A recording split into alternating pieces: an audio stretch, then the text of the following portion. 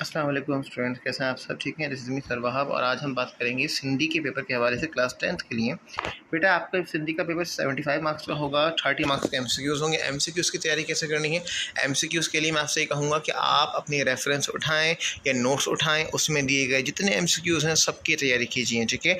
और उसके अलावा आपके पास जो 10th क्लास का प्रीवियस 10 ईयर होगा, आप 10 ईयर से भी सिंधी में आए हुए जितने एमसीक्यूज़ उनको पढ़ के जाएँ।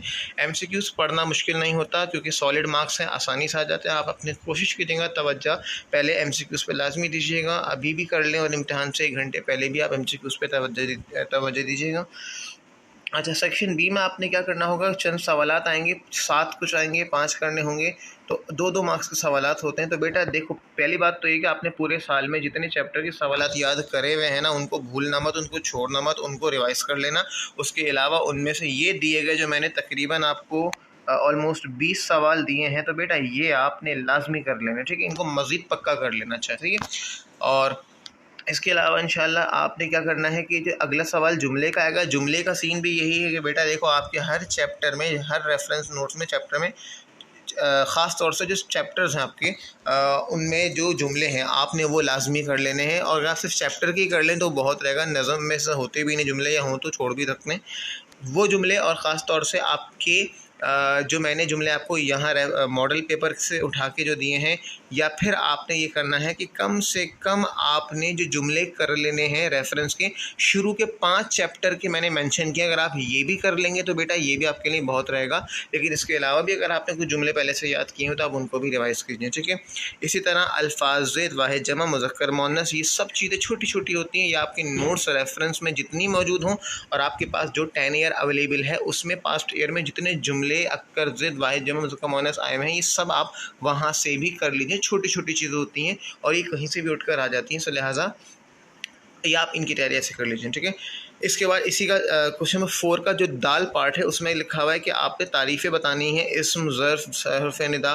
तो बेटा देखो, इसमें जितनी तारीफ़ें मैंने आपको दी हैं ये तो आप सारी कर लें, लेकिन इसके अलावा अगर आपने इससे पहले से कुछ तारीफ़ें याद करी हुई हैं और वो इससे हट कर हैं तो उन्हें भी रिवाइज़ कीजिए, ठीक है बेटा।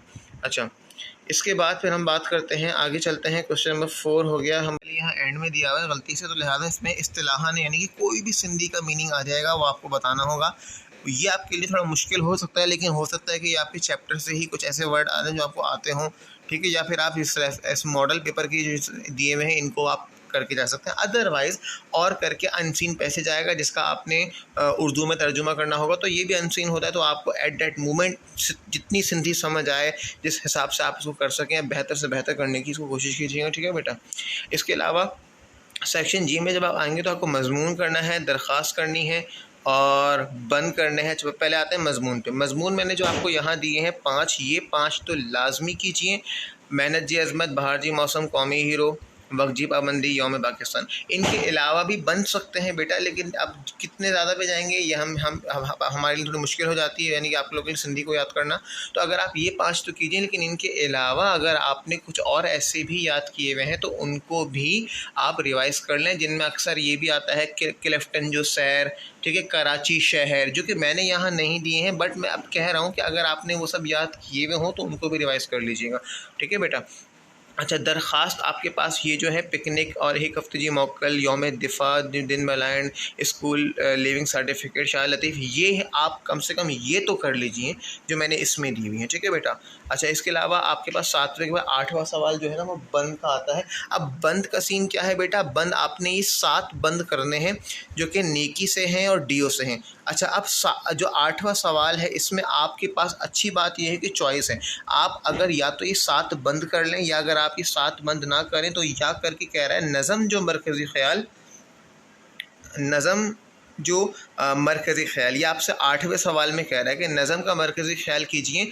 अब उन नज़म में आप जो दिया है दुआ, हारी, डीओ, बटायो, सब जो क्वेश्चन है आप ये चारों कर लीजिए, इन्हीं में से इंशाल्लाह कोई आ जाएगी, ठीक है। तो आपके पास अब चॉइस है कि आप या तो यहाँ से ये ऊपर दिए गए साथ बंद कर लें या फिर आप मरकज़ी ख़याल कर लें। ठीक है बेटा।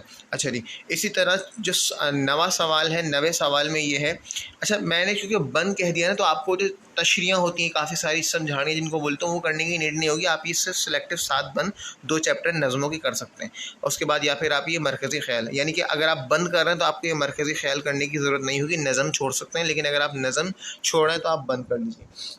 अच्छा, इसके बाद आपके पास नवा सवाल है कि आप सबक का खुलासा या मरकज़ी ख़याल कीजिए। तो ये 5 दिए हुए हैं, आप इनको ही कर लें इंशाल्लाह। इनमें से आपकी मर्ज़ी, आप खुलासा करें या मरकज़ी ख़याल करें। ठीक है बेटा।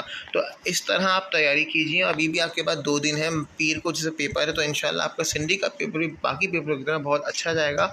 और we wish you very good luck. दुआ में याद रखिए, अपना ख्याल रखिए। Thank you. अल्लाह हाफ़िज़।